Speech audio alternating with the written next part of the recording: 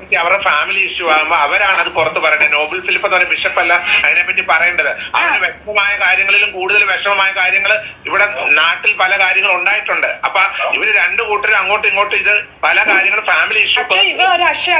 അച്ഛൻ ചിലപ്പോ കണ്ടിട്ടുണ്ട്. അച്ഛനെ ഞാൻ കുറ്റം പറഞ്ഞ അച്ഛനെ ഒരിക്കലും കുറ്റം പറയാൻ പറ്റില്ല. അച്ഛനെ അറിയാണ്ടാണ് സംസാരിക്കുന്നത്. ഇപ്പൊ എനിക്ക് മനസ്സിലായി.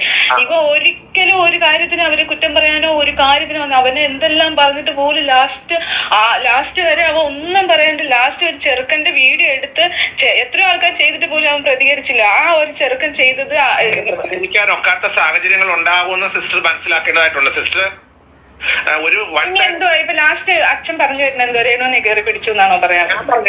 ഞാൻ പറഞ്ഞിട്ടില്ല. പറയാത്ത കാര്യം എഴുതാപ്പുറം വായിക്കണ്ട. എഴുതാപ്പുറം വായിക്കുക. അച്ഛോ ഞാൻ പറയട്ടെ, ഇപ്പൊ ആ പെണ്ണുമ്പളെ ചെയ്തോണ്ടിരിക്കുന്ന കാര്യത്തില് അവർ മോൻ കയറി പിടിച്ചില്ലെങ്കിലേ ഇനി ഒരു അത്ഭുതം ഉള്ളൂ. അറിയത്തില്ല സിസ്റ്റർ, ഞാൻ കാണാത്ത കാര്യം എങ്ങനെ ഞാൻ പറയും? പിന്നെ എന്ത് കണ്ട ആ പെണ്ണുമ്പിള്ള പറയുന്ന കേട്ടാ, രേണു മനസ്സുകൊണ്ട് ചിന്തിക്കാത്ത കാര്യവും കിച്ചു ചിന്തിക്കാത്ത കാര്യവും തിരുമേനി ചിന്തിക്കാത്ത കാര്യമാണ് ഈ പെണ്ണുമ്പിള്ള കൊണ്ടിടുകയാണ്. എന്നിട്ടാണെങ്കിലും മറുപടി പറയുമോ എന്നറിയാൻ വേണ്ടിയിട്ട്. എന്തിനാണ് ഇതൊക്കെ ഈ പെണ്ണുമ്പിള്ള ഈ ചെയ്യുന്നതെന്ന് അറിഞ്ഞുകൂടാ. മനഃപൂർവ്വം തേജോവധം ചെയ്ത് കാണിക്കാൻ വേണ്ടിയിട്ട് കുറേ ആൾക്കാർ ചേർന്ന് ചെയ്യിക്കുന്നതാണ് വീട്ടമ്മയെന്ന് പറഞ്ഞുള്ള ഈ ഫോൺ കോൾ. ഇത് വളരെ തികച്ചും തെറ്റാണ്. ഇങ്ങനെയൊന്നും ആരും ഫോൺ കോൾ ചെയ്തിട്ട് സോഷ്യൽ മീഡിയയിൽ കൊണ്ടിടാൻ പാടില്ല. ഇതിന് കർശന നിയന്ത്രണം വരണം. തീർച്ചയായിട്ടും സർക്കാർ ഇതിൽ ഇടപെടണം. ഇതുപോലെ ധാരാളം ആൾക്കാരെ ദ്രോഹിക്കുന്നുണ്ട്. അപ്പോൾ ഈ കുട്ടി പറഞ്ഞ കേട്ടാ, രേണുവിനെ കയറി പിടിച്ചു എന്ന് ഇനി അച്ഛൻ പറയാൻ പോവേണം. മനസ്സിൽ കൂടെ വിചാരിക്കാത്ത കാര്യമാണ് ഈ കുട്ടി പറയണത്. എന്തിനായി എന്തെങ്കിലും കിട്ടണം, ഉടനെ അതിനെ അച്ഛൻ പറഞ്ഞു എന്ന് പറഞ്ഞ് കൊട്ടിഘോഷിക്കണം. ഇതൊക്കെയാണ് ഈ യൂട്യൂബർമാരുടെ ചിന്ത. ഇങ്ങനെയെങ്കിലും താറടിച്ച് കാണിക്കണം. കുറച്ച് സ്ഥലം കൊടുത്തു പോയി പാവപ്പെട്ട ഒരു വ്യക്തിക്ക് അവർക്ക് വീട് വെക്കാൻ വേണ്ടിയിട്ട്. ഇനി ആ വീടിൻ്റെ നമ്പർ കിട്ടാത്തതും തിരുമേനിയുടെ പ്രശ്നമല്ല. തിരുമേനി അതിൻ്റെ കാരണം പറഞ്ഞിട്ടുണ്ട്. രാഹുൽദാസിൻ്റെ ഋതുൽദാസിൻ്റെ ആധാർ കാർഡ് പഞ്ചായത്തിൽ ഏൽപ്പിക്കണം, എന്നാലേ അവർ നമ്പർ കൊടുക്കുള്ളൂ. ബാക്കി കാര്യങ്ങളെല്ലാം ശരിയാക്കി വെച്ചിട്ടുണ്ട്. അപ്പം എവിടെ എന്ത് ഭാഗമാണ് കുറവ് വന്നതെന്നുള്ള അന്വേഷിച്ച് അതിന് തക്കതായ പരിഹാരം കണ്ടെത്തി കൊടുക്കുന്നതിന് പകരം ഈ രീതിയിൽ തിരുമേനിയെ ഉപദ്രവിക്കുന്നത് വളരെ തെറ്റാണ്. വളരെ തെറ്റെന്ന് വെച്ചാൽ വളരെ തെറ്റ്. ഈ ഓരോ വ്യക്തികളും വളരെയധികം ഉപദ്രവിച്ച് ഫോൺ കോൾ ചെയ്തിട്ട് ഓരോ കാര്യങ്ങളും ചോദിച്ചിട്ട് സോഷ്യൽ മീഡിയയെ കൊണ്ട് തിരുമേനി ഇങ്ങനെ പറഞ്ഞു അങ്ങനെ പറഞ്ഞു എന്നും പറഞ്ഞ് ഇടയുടെ കിച്ചൂരെ കൊണ്ടുവന്ന് അങ്ങ് സോഷ്യൽ മീഡിയയിൽ ഇട്ടുകൊടുത്തു. എന്തിനാണ് ഇങ്ങനെയൊക്കെ ഉപദ്രവിക്കുന്നത്? ഒരു മനുഷ്യനെ ഉപദ്രവിക്കുന്നതിന് ഒരു പരിധിയുണ്ട്. ആ പരിധി കവിഞ്ഞ് ഒരു മനുഷ്യനെ ഉപദ്രവിക്കാമോ? എന്നിട്ട് ചോദിക്കുന്നത് തിരുമേനി എന്തിന് കൊണ്ടുപോയി കേസ് കൊടുത്തു? ഇങ്ങനെയൊക്കെ പറഞ്ഞാൽ കേസ് കൊടുക്കണ്ടേ? ഇതിനൊരു പരിഹാരം വേണ്ടേ? അവൻ ചെയ്തത് തന്നെ. അവൻ എന്താണ് ഇത്രയും വലിയ തെറ്റ് ചെയ്തതെന്ന് അറിയുന്നില്ല. രേണുസുധിയുടെ വീട്ടിലോട്ട് ഫോൺ വിളിച്ച് ചോദിച്ചു. ഞാൻ അറിഞ്ഞ കാര്യങ്ങൾ പബ്ലിക്കിന്റെ മുമ്പിൽ എനിക്ക് പറയാം. അച്ഛനെ പോലെ ഒരാള് വന്നിട്ട് അച്ഛൻ ഇപ്പൊ ഞാനൊരു തെറ്റ് ചെയ്തു അല്ലെങ്കിൽ മറ്റുള്ള ഒരാൾ തെറ്റ് ചെയ്താൽ അച്ഛന്റെ മുന്നിൽ ഞങ്ങൾ രണ്ടാളും ഒരുപോലെയാ. അച്ഛൻ വന്ന് ഞങ്ങൾ ഉപദേശിക്കണം, അച്ഛ ഇങ്ങനെ മക്കളെ ഇത് ചെയ്യരുത്. ഈ പറഞ്ഞതിൽ തിരുമേനി എന്തെങ്കിലും ഒരു തെറ്റ് ആ പയ്യനെ പറ്റി പറഞ്ഞോ? ഇല്ല. ഈ കുട്ടി ഓരോന്നും ഉണ്ടാക്കിക്കൊണ്ടേ ഇരിക്കുകയാണ്. എന്നിട്ട് വീണ്ടും ചോദിക്കണം അവൻ ചെയ്ത തെറ്റെന്താണ്, അവൻ ചെയ്ത. തിരുമേനി പറയണം അവൻ ഒരു തെറ്റും ചെയ്തതായിട്ട് എനിക്ക് അറിഞ്ഞുകൂടാ. തിരുമേനി വ്യക്തമായി പറയുന്നുണ്ട്. പിന്നെ പോലീസുകാർ തിരുമേനിയോട് ചില കാര്യങ്ങൾ പറഞ്ഞു. അത് പോയിട്ട് പോലീസുകാർ ഈ വ്യക്തിയെ പറ്റിയുള്ള ചില കാര്യങ്ങൾ അങ്ങോട്ട് ചോദിച്ചു. അത് തിരുമേനിക്ക് പറയാനുള്ളത് അറിവിലുള്ളതും തിരുമേനി പറഞ്ഞിട്ടുണ്ടാവും. ആ കാര്യം മാത്രമേ ഉള്ളൂ. എന്നിട്ട് അവനോട് എന്താണ് തിരുമേനി ഉപദേശിച്ചത്? നീ നല്ലോണം പഠിച്ച് നല്ല രീതിയിൽ വാ, നീ ഒരു പ്രതിസന്ധിയിലും ചെന്ന് പെടരുത്. ഇതിനപ്പുറം തിരുമേനി എന്താണ് പറഞ്ഞു കൊടുക്കാൻ? ഭാഗത്ത് വന്ന തെറ്റുകള് ഞാൻ എന്റെ മനസ്സിൽ 2 വർഷം കൊണ്ട് അറിഞ്ഞിട്ട് പോലും ഞാനത് മനസ്സിൽ വെച്ചപ്പം സോഷ്യൽ മീഡിയയിൽ ഇവൻ നിമിത്തം എന്നെ വലിച്ചു കയറാൻ അവന്റെ യൂട്യൂബേഴ്സ്, അവനെ സപ്പോർട്ട് ചെയ്ത യൂട്യൂബേഴ്സ് അവന് വേണ്ടിയിട്ട് സംസാരിച്ചിട്ട് എന്നെ വലിച്ചു കയറാൻ എറിഞ്ഞു കൊടുക്കുമ്പോൾ ഞാൻ ഇതിനെ സപ്പോർട്ട് ചെയ്ത് പറഞ്ഞുകൊണ്ട് അച്ഛനെ അവനൊന്നും വലിച്ചു കയറായിട്ട് ആരാണ് ഇതൊക്കെ നുണ പറഞ്ഞിരുന്നത്?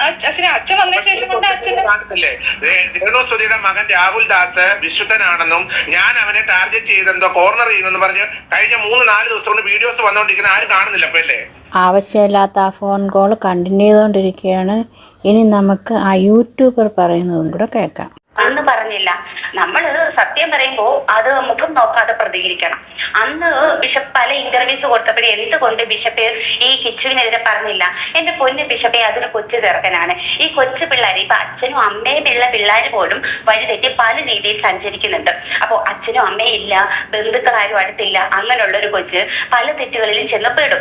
ഇവിടെ ഏറ്റവും നമ്മൾ ശ്രദ്ധിക്കപ്പെടേണ്ടത് കിച്ചു തുറന്ന് പറഞ്ഞിട്ടുണ്ട്, കിച്ചുവിന് പറ്റിയ തെറ്റുകൾ, എന്നെ നിയന്ത്രിക്കാൻ ആരുമില്ലായിരുന്നു, പക്ഷെ എനിക്ക് നേരെ ആവണം, എനിക്ക് നന്നാവണം, എനിക്ക് നല്ലൊരു മകനായിട്ട് വളരണം എന്ന് തുറന്നു പറഞ്ഞ അവൻ ഒരു ലൈഫ് സ്റ്റോറി ഇട്ടായിരുന്നു. ബിഷപ്പ് കണ്ടായിരുന്നോ?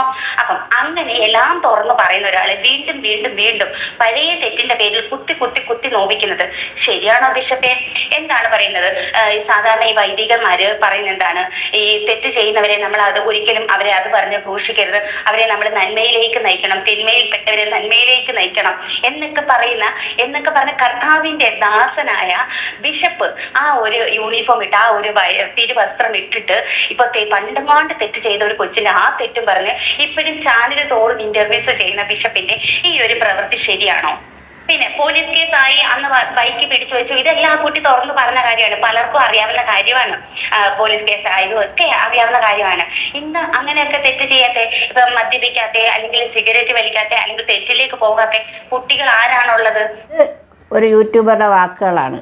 ഈ കാര്യങ്ങളെല്ലാം വളരെ കള്ളമാണ്. ഒരു ആൾ ഫോൺ വിളിച്ച് പലതും പറഞ്ഞതിനെ എടുത്തു വെച്ചിട്ട് തിരുമേനിയെ ക്രൂശിക്കുകയാണ്. എങ്ങും പോയിട്ടില്ല ഇൻ്റർവ്യൂ എടുക്കാൻ. പോകുന്ന പോക്കിലും വരുന്ന വഴിയിലും യൂട്യൂബർമാർ തടഞ്ഞു നിർത്തി പലതും ചോദിക്കും. എന്നിട്ട് ആ യൂട്യൂബർമാർ അതെല്ലാം കൂടെ കൊണ്ടുവന്ന് സോഷ്യൽ മീഡിയയിലിടും. അങ്ങനെ വ്ളോഗർമാർ അദ്ദേഹത്തിനെ ശല്യം ചെയ്ത് ചോദിക്കുമ്പോൾ അദ്ദേഹം പറയുന്ന ചില കാര്യങ്ങളാണ് ഈ സോഷ്യൽ മീഡിയയിൽ കിടന്ന് കറങ്ങുന്നത്.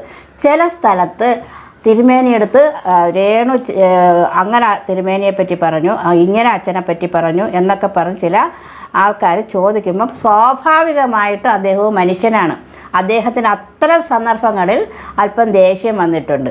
പിന്നീട് കാര്യം മനസ്സിലാക്കി രേണുവിനും ദേഷ്യം വന്നു. രേണുവിൻ്റെ അടുത്ത് ബിഷപ്പ് അങ്ങനെ പറഞ്ഞു ഇങ്ങനെ പറഞ്ഞെന്ന് പറഞ്ഞപ്പോഴത്തേക്ക് രേണുവിനും ദേഷ്യം വന്നു.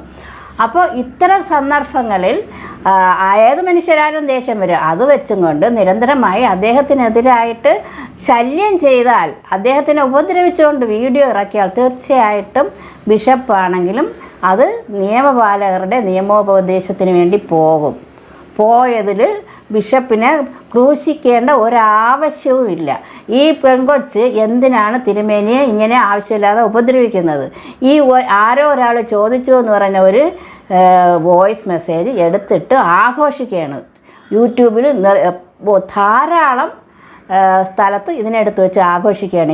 ഇതിൻ്റെ ആവശ്യം എന്താണ്? ഒരു ബിഷപ്പിനെ ഇങ്ങനെ ഇട്ട് ഉപദ്രവിക്കാമോ? നിങ്ങൾ ചിന്തിക്കുക. ഉപദ്രവിക്കുന്നത് അതികഠിനമായിട്ടാണ്. ഒന്ന് ചിന്തിക്കൂ, ഇത് ചെയ്യുന്നത് ശരിയാണോ?